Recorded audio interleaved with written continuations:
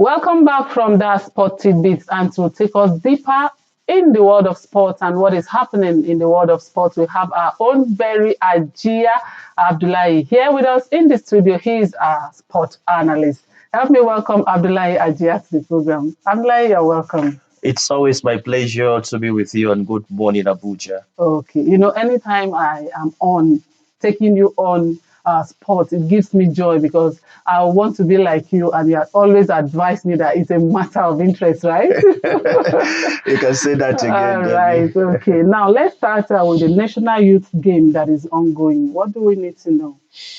All right. Well, National Youth Games has always been a platform where we used to discover young latent talents in the country. And I think the federal government, through the sports ministry, has been consistent in trying to ensure that such games continue year in, year out. And I think this time around, we have a fresh Minister of Sports Development who is also trying to study to get things right. And this time around, the National Youth Games is holding in Delta State. And we just saw the opening ceremony where the minister represented the president, declaring the competition open.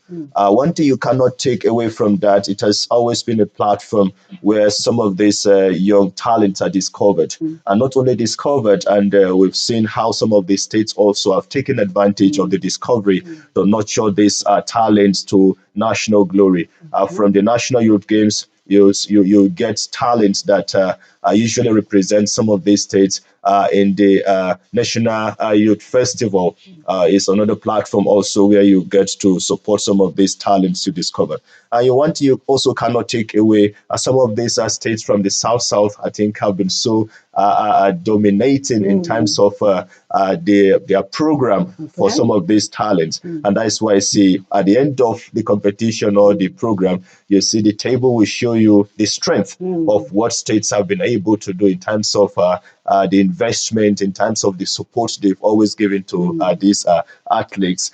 States like Delta, the host, Edo State, River State, Lagos State, these are states that have always been in the front line at the end of the medals table. So we're looking forward to see, the discovery of this talent that probably can help us, close the gap of our poor outing per se in recent time in terms of international competitions. I think experts have always said this is the right way to go. Grassroots, sports, talent discovery is one important thing we must do to be able to keep these talents, discover them, and then train them for future glory. Wow, indeed, sports is a unifying factor. Sure. Yes. Okay, now give us some of the highlights of major leagues. Give us some of the highlights. Okay, well, if you're talking about the highlight of some of this major league, we saw the return of the league after the international break. Teams return across Europe. We'll start with the English Premier League, which I think we have a very good number of followers in Nigeria, and we know we have. Chelsea supporters, as we speak, they are not smiling. They've not discovered their winning mentality as far as the season is concerned under their new coach, Pochettino. I think, is it 5 games still, with around 5 points. They lost their last match against Aston Villa at home, which I think was not too good for their fans. Then if you take it to Manchester United, I think they far put behind the loss of the Champions League. I think they were able to, win, this time around, which I think is 3 points for them. But they're still not where they are. I know their fans are still begging for more. Now, if you talk of Arsenal, whom last season almost won the Premier League. This season, yes, they've not lost any match, but I think the North London derby with Tottenham ended a 2-0 draw. That was expected because it was one match that fans know that it could go either way, or at the end probably sharing the sports, and that's what they ended up doing. And then talking about Liverpool, I think are back to winning ways. I think they also won 3-1. Then Manchester City are still 100% this season, are continuing from where they stopped last season. This is one formidable team with their coach Pep Guardiola. They've discovered winning, and that mentality is still, resonating with them. They're not looking back. Yeah, week in, week out, they still, hatch their 3 points to put in their kitty. As we speak, they've played about 6 games and 6 wins, which I think Wow, is wow, 100% wow. and is good for them. Then one biggest match of the weekend that I think will leave so much, in the record of history is Newcastle yesterday Okay. thrashing Sheffield United by 8 goals to 0. Wow. One, two, three, four, five, Five, six, six, seven, seven, eight eight. goals. Huh? It looked as if it was a basketball game, but it was football, and the goals kept coming for Newcastle, and they were able to deliver. Then, if we leave in English Premier League, we'll go to Italy, Serie A, where I think we have some of our brothers there.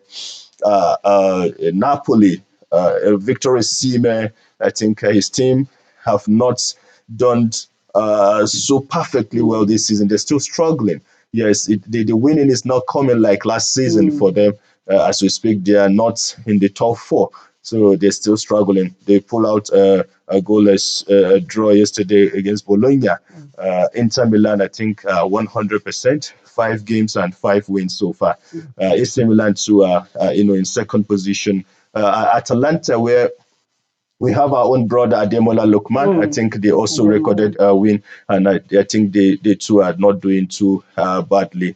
This is just some of the highlights around some Okay. of these games. Okay, thank you very much, Ajay. And at this point, I want to say congratulations to all the record breakers and for all the wins. Okay, apart from some of these highlights and the National Youth Games you told us about, what are some of the latest in the world of sports that we need to know? Well, if we take it from last week to this very fresh week, I think we got the latest FIFA ranking for our senior national team. The football, I think it was not too good for us, and Nigeria dropping out of the first five in Africa. We are now sixth, which I think is not too good. Good. Countries, like Senegal, Algeria, have come to overtake us. We're in the sixth position in Africa. It's not good for the giant of Africa. Then in the world ranking, we're about 40 in the world ranking as against the 30, 2 or 30 that we're just floating around. I think we need to up our game. We need to Again, also do so much, get good international quality, international games to play to be able to amass some of these points to get to that promised land. It might interest you to know that in the 90s, Nigeria, got to as far as the fifth in the world, wow. which I Yes, think yes, is yes. doable. Is doable. It's So very if we possible. get everything correct, the administration and also the right mentality, I think getting to the top five in the world is It's possible possible, because sure. Nigeria is a footballing nation and we must have to do everything to get to that position.